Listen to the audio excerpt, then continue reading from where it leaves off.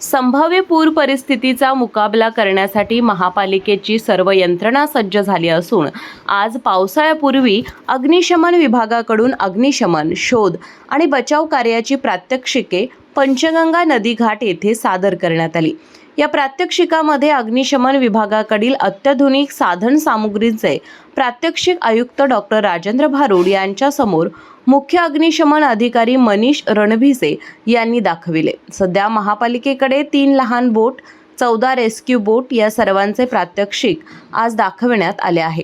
यावेळी बोलताना आयुक्त डॉक्टर राजेंद्र भारुड म्हणाले, दरवर्षीप्रमाणे यावर्षी सुद्धा आपले अग्निशमन दल आणि आपत्कालीन जो परिस्थिती हाताळण्यासाठी जो विभाग आहे, काल माननीय मुख्यमंत्री महोदयांनी सुद्धा निर्देश दिले की या बाबतीमध्ये सर्व यंत्रणा सज्ज राहावी।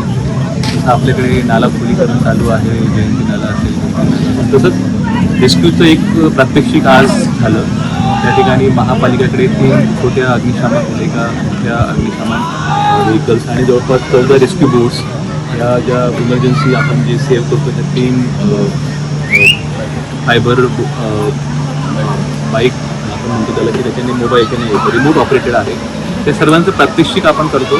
आणि फायर ब्रिगेड विभागाची जी काही तयारी आहे त्या तयारीचा आढावा घेण्यासाठी आम्ही सर्व लोक आलो होतो। मला असं वाटतं की कोल्हापुरामध्ये 2019 आणि 2021ला जी परिस्थिती झाली होती त्याचा एक अनुभव सर्वच कोल्हापूरवासियांना आहे। त्याच्यापासून कशा पद्धतीने आपण प्रिव्हेंटिव्ह मेजर्स घेऊ शकतो, सेफ्टी मेजर्स घेऊ शकतो, त्याचं ओव्हरऑल डेमॉन्स्ट्रेशन आज या पंचगंगा घाटावरती झालं आहे। अग्निशमन विभागाकडे असलेल्या रबरी बोटीद्वारे एखादा व्यक्ती पाण्यात बुडल्यानंतर त्याला पाण्यातून लाईफ जॅकेट, फायबर इनर आणि नव्याने दाखल झालेले रिमोट कंट्रोल लाईफ बॉयच्या सहाय्याने बुडणाऱ्या व्यक्तीला सुखरूप कसे वाचवले जाते याचेही लाईव्ह प्रात्यक्षिक दाखवण्यात आले।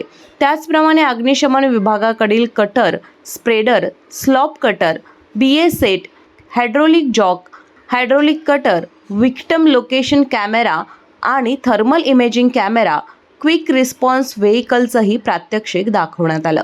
यावेळी all India institute of local self government fire college विद्यार्थ्यांना अग्निशमन विभागाकडून आपत्कालीन कालावधीमध्ये बचाव कार्य करण्याचं प्रशिक्षणही देण्यात आलं। यावेळी अतिरिक्त आयुक्त रविकांत अडसूळ, स्थानक अधिकारी दस्तगीर मुल्ला, कांता बांदेकर, तांडेल किसन आदी उपस्थित होते।